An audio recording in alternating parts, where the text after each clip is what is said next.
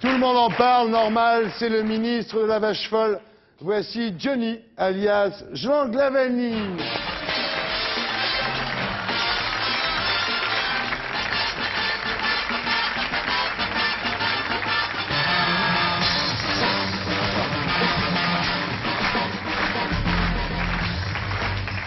Monsieur le ministre, bonsoir. Bonsoir.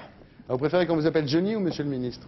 Johnny. Johnny. Ah bah déjà c'est sympa, déjà c'est cool. Alors Johnny Be Good, hein. Ça m'arrive aussi. Vous connaissez Julien Clerc, un petit peu, Laurent Baffy, Emmanuel Debrandt, Elena Noguera. Donc vous êtes ministre de l'Agriculture et de la Pêche. Et vous êtes en première ligne évidemment sur cette histoire de vache folle, la sécurité alimentaire, le maïs cloné, les organismes génétiquement modifiés. Ça intéresse beaucoup Julien parce qu'il fait attention à ce qu'il mange, je peux vous dire. Et donc comme il y avait la présidence française pour l'Europe, là vous présidiez, enfin jusqu'à la fin de l'année, vous présidez d'ailleurs le Conseil européen de l'agriculture jusqu'à fin décembre. Alors la vache folle, on parle de la vache folle Laurent, c'est important. Mais j'écoute. Top scène. Ah ouais. Qui quoi? C'est vous qui faites déjà top scène. Ouais. Tu rigoles où tu vas? Toi tu balances toi?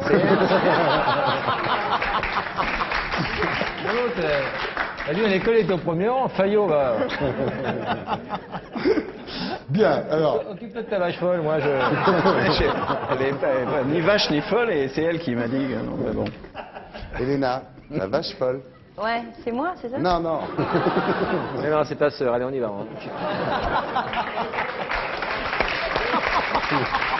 Allez, allez. Ouais, je sais, non, mais c'est important en plus. Non, je suis pas le dernier après, pour la on a- déconne, non, mais on a- mais là, c'est un vrai ministre et c'est un vrai problème. Alors, Voilà. je voudrais recadrer le débat. Merci Laurent. Voilà. Bien, alors je vais vous poser des questions simples, monsieur. Il est où mon Mouvrini? Bon, elle est où, celui-là?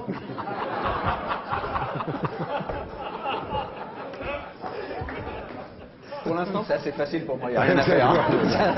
Ça Bon, dure une c'est demi-heure cool, comme là, ça, je suis jusqu'ici, peinard. c'est cool, Ouais. les gens. Non, je vais, vous poser Allez-y, des... continuez. je vais vous poser des questions simples. Je vais vous C'est poser quand des... tu vas te relaxer que tu vas te niquer, tu vois. Il est fort, hein. Et un 7 d'or quand même. Hein. Je vais vous poser des questions simples. Oui, oui. Si vous répondez d'une façon compliquée, ça va être ça.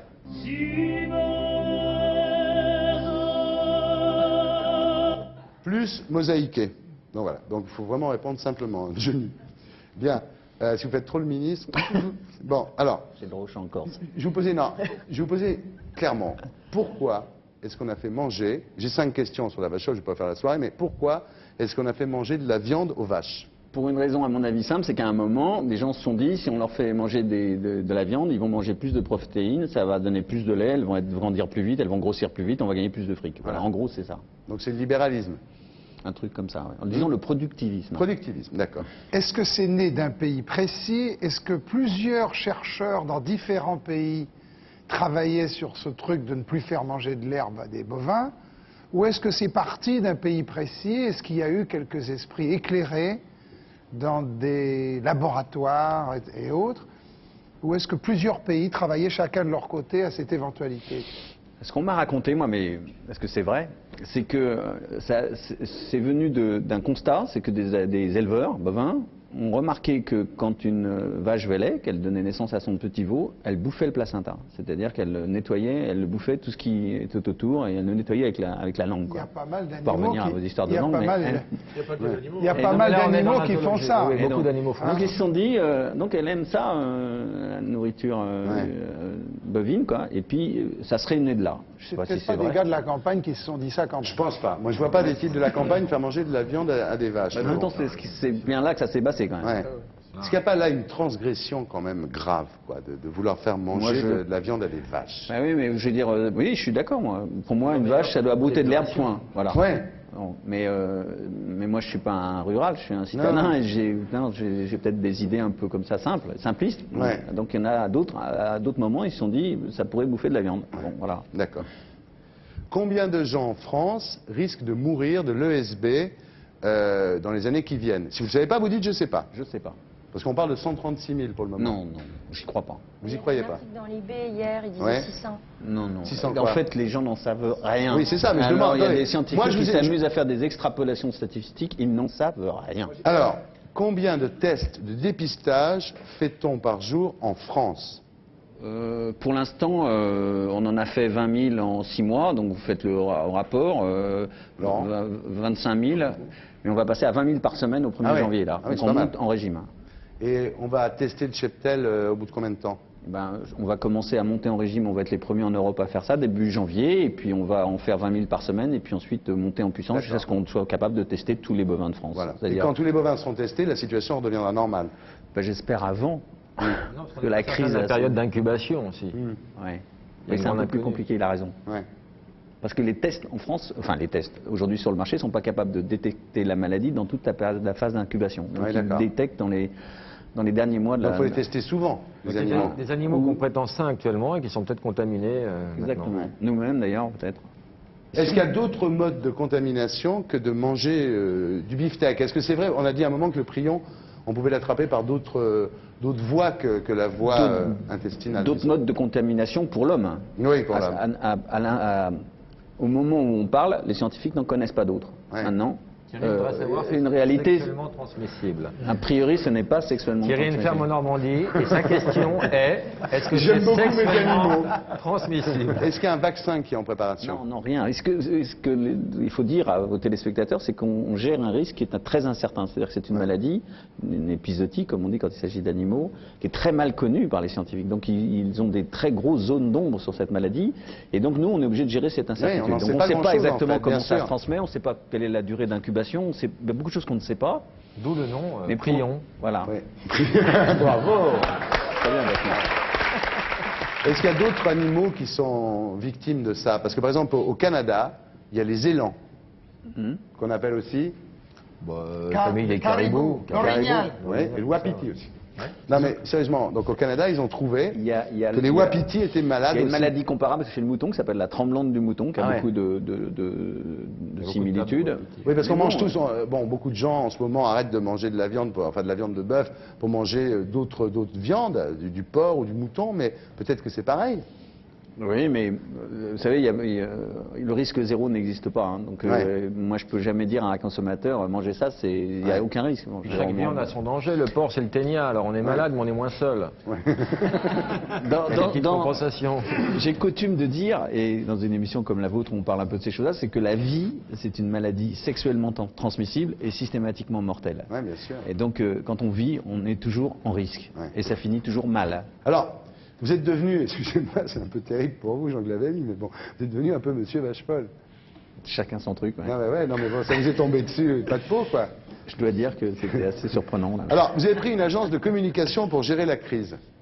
C'est-à-dire qu'à un moment, on s'est Non, posé mais la ça, c'est question. important. Est-ce que quand on est homme politique aujourd'hui en France et qu'on a un problème comme celui que vous avez, qui est notre problème à tous d'ailleurs, mais est-ce que le réflexe c'est d'aller voir une agence de communication, RSCG Corporate en l'occurrence? C'était pas pour moi. Hein. Ouais. C'était parce qu'à un moment, on s'est dit, on va tester des bovins. Donc, on s'est lancé dans cette folie de tester des bovins. C'est-à-dire, au fond, de jouer à un jeu simple qu'on connaît tous, c'est le jeu de la vérité. C'est-à-dire essayer de dire cette maladie qui est là, on va aller la chercher pour la révéler. C'est un jeu de vérité. Et j'ai eu l'intuition que ça risquait de poser des problèmes dans l'opinion. Et donc je me suis dit peut-être qu'on pourrait essayer de gérer l'opinion. Ah, d'accord. Donc j'ai dit quel conseil on pourrait prendre. Donc on a fait un appel d'offres, on a pris une agence. Mais ça n'a pas suffi. Vous avez vu, ça n'a pas empêché les Il y a une psychose qui devient européenne en ce moment. Hein. Ça n'a pas empêché le Ouais. dérapage collectif. Et effectivement, ça a transgressé les frontières. Alors vous, le problème que vous avez, c'est terrible, parce que comme, bon, c'est le ministre de l'Agriculture, il y a l'histoire de cette vache folle, et l'agence de com, j'imagine, a dû vous dire, il faut qu'on vous voit manger de la viande en public pour montrer que c'est pas dangereux. Je mange matin, midi et soir. Voilà. Ils vont vous tuer. Pour l'instant, ça va, je croise les doigts. je Non, te mais jure. vous savez pas. J'imagine, t'es ministre de l'Agriculture, Mais tu dois ils vont montrer, manger- tu dois montrer l'exemple, alors toute la journée des steaks énormes. Tu vois. Si c'était que ça, il lui faut manger des abats, de la moelle. Tout le monde. On interdit ça. Ah, c'est interdit. Pas ça. pour le ministre. D'abord, tout ce qui est sur le marché, par définition, c'est autorisé. Alors, je veux dire, il faut distinguer la moelle et la moelle.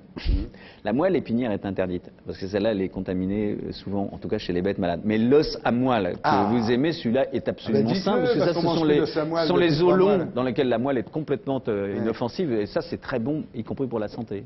Non, vous, alors c'est vrai, Jean, chaque fois que vous allez en en province, il y a un barbecue d'accueil. Non mais c'est vrai, vous en bouffez toute la journée. J'ai du pot, j'aime ça. Donc bon, je suis assez carnassier. Imaginez que vous soyez végétarien, ce serait terrible. Je serais plus emmerdé. Ah, c'est sûr. Et alors dans Match, on vous voyait à la brasserie Lippe en train de manger un steak tartare. C'est vrai, c'est même pas cuit. C'est une cascade en ce moment. Hein. Même Rémi Julien ne le fait pas, ça. mais bon. Vous n'avez pas une prime de risque, là? Non, j'ai pas de prime de risque. Quand il voir Jospin, il dit « Attends, t'es gentil, file-moi une prime de risque, merde. » Et puis il y a les huîtres aussi. Les huîtres. Oui, vous êtes obligé de bouffer des huîtres aussi. Des huîtres au styrène. Non, parce qu'il est obligé de montrer que les huîtres, c'est un produit archi-sain. Donc on l'envoie en Bretagne et il bouffe des huîtres après la viande. Quelle horreur. Bon, enfin. J'espère que vous avez et j'aime ça aussi. J'espère que vous avez une pour moi, un repas qui commence par des huîtres et se poursuit par un tartare, c'est une merveille. Bah, donc je devais être l'homme à mettre à la bonne place, quoi. Le bonhomme à la bonne place. Au fromage, on propose des trucs avec de la listerio. Un fromage au lait cru. C'est magnifique. Fromage à la listériose. Alors là, tiens, parlons des fromages au lait cru. Pardon, tiens. C'est tout Julien. Il a raison, il faut défendre les modèles. L'Europe, c'est pas bien ce truc-là. On va se laisser bouffer par... Ah bon, ils ont baissé pavillon. Ah bah tant mieux. On a gagné cette bataille. On a gagné là-dessus Oui, on peut pas perdre. 73 ans, c'est important d'avoir son fromage. Non, c'est pas ça. Excuse-moi Julien. C'est que Julien, vous aviez une ferme à un moment. Oui, moi, je me souviens d'une photo de Julien avec votre femme de l'époque, que je ne citerai pas parce qu'ici on est extrêmement discret. Mais c'est vrai que vous aviez... Un indice peut-être poupée de cire, poupée de son. non, c'est Miu Miu, pardon. C'est après. C'est pas un indice, là. C'est Miu Miu, c'est après, pardon. Oui. Mais oui, c'est vrai, j'ai eu la chance d'avoir des vrais produits frais. Il faut surtout revenir à des choses simples, qu'il faut... arrêter cette peur collective qui avait des raisons, que je ne la méprise ni je la mésestime. Enfin, en même temps, il faut revenir à des choses simples et rationnelles. La sécurité alimentaire en France n'a jamais été aussi bien assurée. On n'est jamais aussi peu mort en France de problèmes alimentaires que... Dites-le, voilà. On peut manger des antibiotiques en ce moment, il y a un problème. Du Valium, les Français consomment beaucoup de Valium. Donc il faut dire ça, parce qu'il faut dire aussi que, par exemple, manger de la viande, le muscle, la viande rouge de bœuf, le muscle pur qu'on trouve sur les étals, c'est un muscle dans lequel on n'a jamais trouvé le prion. Ah bon, d'accord. Ah non, mais c'est important. Et la côte de bœuf, elle est coupée maintenant dans des conditions qui font qu'il n'y a aucun risque. Bon. Mais je veux dire, en France, on prend beaucoup de précautions. Et moi, je vous emmènerai volontiers en Europe pour rencontrer mes collègues ministres européens. Ils me disent, t'es fou, t'en fais trop. Oui, vous savez pourquoi? C'est parce qu'en France, on aime bien bouffer. C'est vrai que pour nous, c'est un problème numéro un. Je dis, j'en fais trop, mais bon. Alors, en Europe, on considère le sang contaminé, on n'en a pas fait assez. Puis vous voyez comment ça s'est terminé quand même. Alors sur les OGM, vous dites, moi, je suis de gauche. Je crois à l'espoir, je crois au progrès, au savoir, à la raison. Si un jour, grâce aux OGM, on peut faire pousser du blé au Sahel, ça m'intéresse. Je dis ça, mais avant, je suis un peu comme tout le monde, je me méfie beaucoup des OGM. Je veux dire, c'est parce qu'après la vache folle, cette espèce de course folle au productivisme, ça me fait très peur. Donc je dis, on se calme. Mais dans un coin de ma tête, il y a quelqu'un qui dit, si un jour on trouve un blé OGM qui pousse au Sahel et qu'on règle le problème de la faim dans le monde, il ne faudrait peut-être pas qu'on se prive, quoi. Ou alors si on trouve une fibre légumineuse OGM qui guérit le cancer, peut-être qu'il faudra qu'on réfléchisse. Bon, voilà, c'est un petit coin de ma tête qui dit qu'il faut quand même laisser la porte ouverte sur le progrès. Bien sûr. Si j'ai bien synthétisé votre pensée, vous dites tout et son contraire, donc. Oui, mais c'est un peu la règle de la vie, ça. La vie, c'est pas tout noir et tout blanc. Dominique Voynet, donc, elle regrette votre prédécesseur, hein. J'ai vu ça. Louis Le Pincet. Elle ne l'a pas dit à moi. Non, mais elle l'a dit. Il paraît qu'elle l'a dit à d'autres. Elle a dit que Glavany, je suis désolé de vous dire ça, mais enfin, elle a dit que Glavany, c'est une catastrophe. Ouais. J'ai lu ça.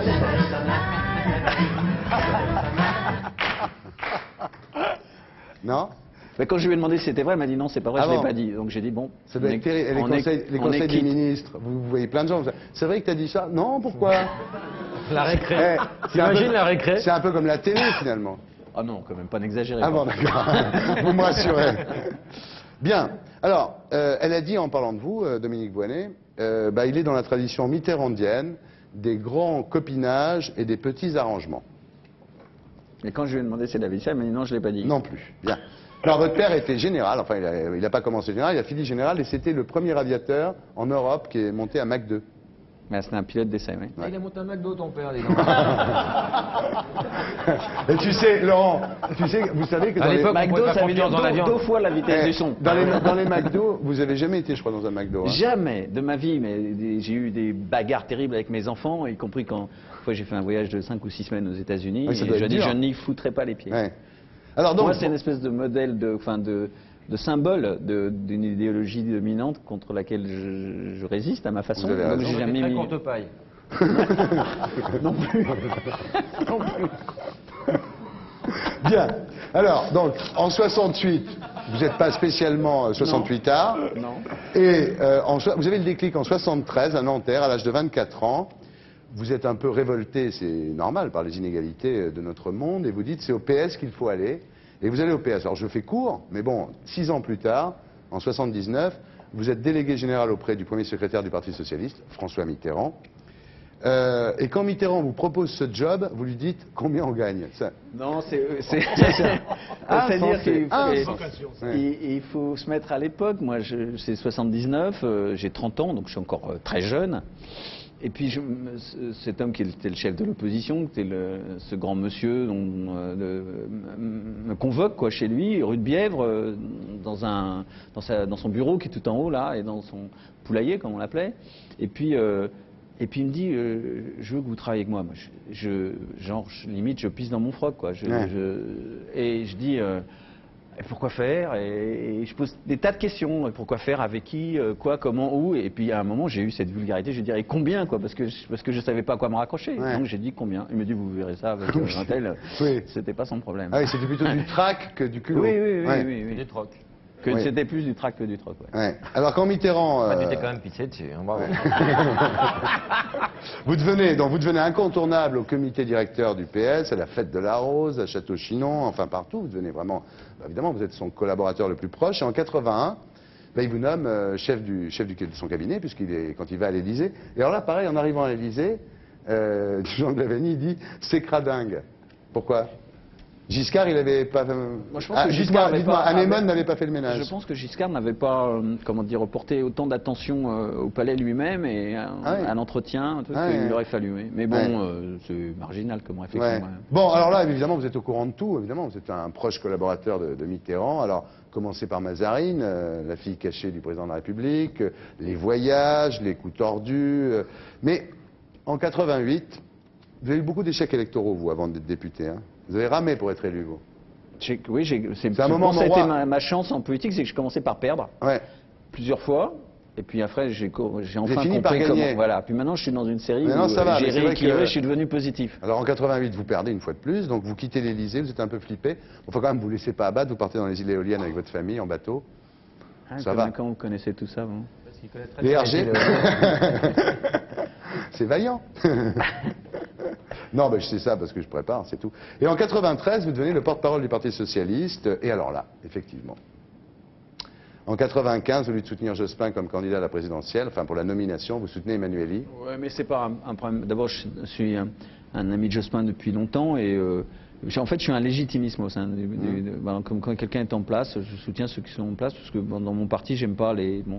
Et là, j'ai soutenu Emmanuelli parce qu'il était premier secrétaire du Parti Socialiste. Et puis voilà, mais je savais qu'au fond de moi, d'ailleurs Emmanuelli lui-même le savait, que Jospin était le meilleur candidat. Et puis ça m'allait très bien. Donc c'est simplement...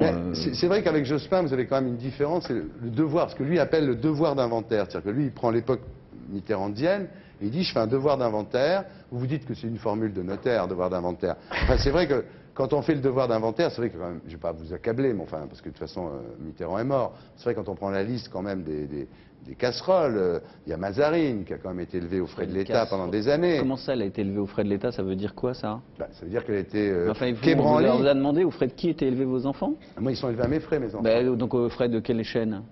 C'était aux frais de Mitterrand. Qu'est-ce que ça peut faire? C'était sa fille, il l'élevait comme il voulait. Je pense que ça veut dire quoi, aux frais de l'État? Et moi aussi, mes enfants sont élevés aux frais de l'État puisque je suis payé par l'État. Ça veut dire quoi, cette formule? Mais le quai Branly, c'est un appartement qui appartient à l'Élysée. Il a un appartement qui appartient à Mitterrand, il a un appartement de fonction, il met qui il veut dedans, ça vous regarde? Vous le défendez, c'est bien. Oh, mais attendez, je veux dire un truc. Je vais vous dire un truc, c'est bien qu'ils le défendent parce que depuis un certain temps, moi je n'ai pas fait de politique, j'ai simplement rencontré l'homme que j'aimais beaucoup, je l'ai rencontré quelques fois. Et il y a quand même dans ce métier, comme dans beaucoup d'autres d'ailleurs, pas mal de lâches qui tapent sur lui. Je pense que c'est le temps et c'est l'histoire qui jugera. Et il y a des gens qui sont très prompts pour se refaire des virginités à taper sur lui et c'est nul. Alors quand il y a quelqu'un qui... Et puis il y a une espèce de mode parisienne. Vous savez, Thierry Ardisson... Moi j'ai pas attendu qu'il soit mort. Non, mais peut-être, mais il y a une mode parisienne avant ou après. Mais dans le fond du peuple français, méfiez-vous. Ouais. On ne fait pas ce jeu-là. Et maintenant, on sait qu'il est mort de la maladie de la vache folle. Hein. Il y a François Hollande, qui est le premier secrétaire du Parti socialiste, qui se serait opposé à l'idée qu'on déterre Mitterrand pour lui faire le test. Parce qu'il Ouais. avait peur qu'on soit obligé d'abattre le troupeau. Le cheptel, même. Non, il y a plein quand même. Bon, on va pas faire la soirée là-dessus, mais enfin, il y a quand même des histoires. Bon, on a parlé de Mazarine, il y a la Francisque, il y a Bousquet. Oui, mais bon. Et Bousquet, alors, vous allez voir votre père pour l'affaire Bousquet, et votre père qui a encore, vous dites, des morceaux d'obus allemands dans le corps, votre père vous dit, il y a eu des choses que nous ignorions pendant la guerre et que nous avons apprises plus tard. Ben Ça oui. vous suffit comme explication? Bah, ça me suffit parce que, d'abord parce que c'est mon père et puis que c'est un homme qui, 10 juin 40, n'a eu qu'une idée, c'est de se tirer pour Ah non, mais votre de père, il est franchir. pas en cause, là, non, sur non, le mais coup, je veux là. dire, donc j'ai une confiance en lui Oui, parce que bien ça, sûr. son passé Ouais. plaide pour lui. C'est un mec, comme il y a eu quelques milliers au début, pas beaucoup plus, de courageux pour nous sauver, pour sauver notre honneur collectif et la République. Et il me dit ça. C'est vrai qu'on ne savait pas. D'ailleurs, la meilleure preuve, me dit-il, c'est que à la Libération, on a jugé Bousquet et il a été amnistié. Bien sûr. Mais enfin, quand même, votre Et- père vous a pas dit que Bousquet était chef de la résistance pendant la guerre non plus, quand même. C'est difficile, mais il y a quand même des gens qui ont été sauvés. C'est ça qui est terrible. Il en a sauvé quand même des gens. Bousquet, c'est Mais- ça qui est terrible. Il n'y a aucun film qui s'appelle La liste de Bousquet, quand même. On est d'accord. Pour reprendre le cours de votre carrière politique, donc effectivement, en 95, vous êtes légitimiste et vous êtes plutôt Emmanuel Jospin. Puis c'est Jospin finalement qui monte. Vous faites quand même 2 ans de purgatoire. Purgatoire, je suis parlementaire, je suis... Enfin, je- purgatoire je- quand même. Oui, enfin bon, je sais pas. Non, J'ai mais pas bon. vécu ça comme ça, mais... Mais alors, est-ce que vous n'avez pas mis sous le boisseau vos convictions mitterrandistes? Parce qu'en 99, vous dites mitterrandiste, ça ne veut plus rien dire. L'actualité, c'est Jospin. Bah, c'est Donc vrai. vous C'est vrai, je veux pas vivre prenez un peu la éternellement avec- tangente. Oui. Non, non, non, non, Vous ne ça veut pas dire... voulez pas devenir un grognard du mitterrandisme. Oui, quoi. voilà, moi je Ouais. suis pas nostalgique. Ouais, c'est ce que je veux D'accord, dire. Bon, ok. j'ai dit ce que j'ai dit tout à l'heure, et Julien Clerc l'a dit avec plus de poésie que moi. Je suis fidèle parce que je pense que c'est une certaine ligne de conduite dans la vie. En même temps, je veux pas passer mon temps à me regarder dans le D'accord. rétroviseur. Voilà, la vie, Bien. c'est la vie. Bon, entre-temps, vous êtes devenu ministre. Alors, vous dites, quand vous êtes devenu ministre, la PAC, la politique agricole commune, avant d'être ministre, hein, c'était de l'hébreu et la dioxine du chinois. Alors, on va passer à la question qui tue.